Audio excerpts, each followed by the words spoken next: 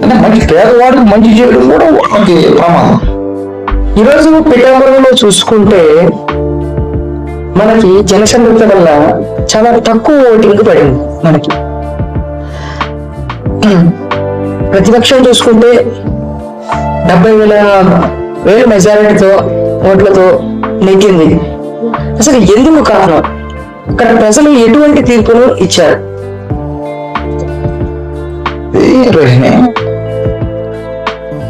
ఈ పిఠాపురం కానీ అదేవిధంగా మన ఓన్ అదే మన లోకాలిటీలో ఉన్న కడప జిల్లా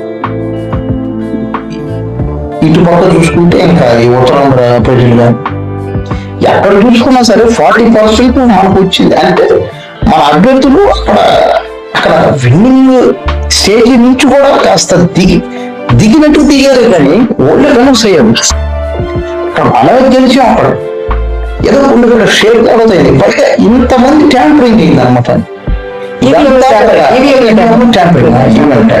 ఈవెన్ ట్యాంపరింగ్ చూసుకుంటే ఒక మన పార్టీలో ఉన్న ఒక ప్రత్యర్థి నాయకుడు ఈవీఎంల ద్వారా ధ్వంసం చేశారని ప్రతిపక్షం మనమై మన ప్రభుత్వం చూసుకుంటే గతంలో ఇటువంటి దీనిపై చర్యలు చాలా తీసుకున్నారని తెలిసింది. ఎంతవరకు ఇది సమన్వయం? ముఖ్యంగా చెప్పాలంటే దీని గురించి చెప్పాలంటే ఇది పెద్ద వాళ్ళు మహాకూటమి అంటే ఢిల్లీ శాసించే మన పక్షం కూటమి వాళ్ళు చేసింది. దాన్ని నువ్వేం చేయలేవు, నేనేం చేయలేవు. మనం ఒక వార్త చేయగలుగుతాం అంతే.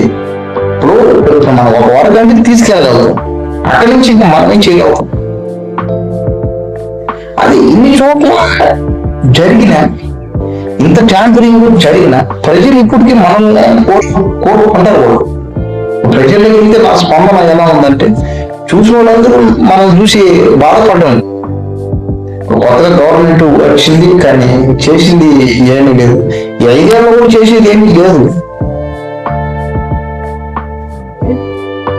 ఇవి ఇలాంటివి జరుగుతూ ఉంటాయి అప్పుడప్పుడు.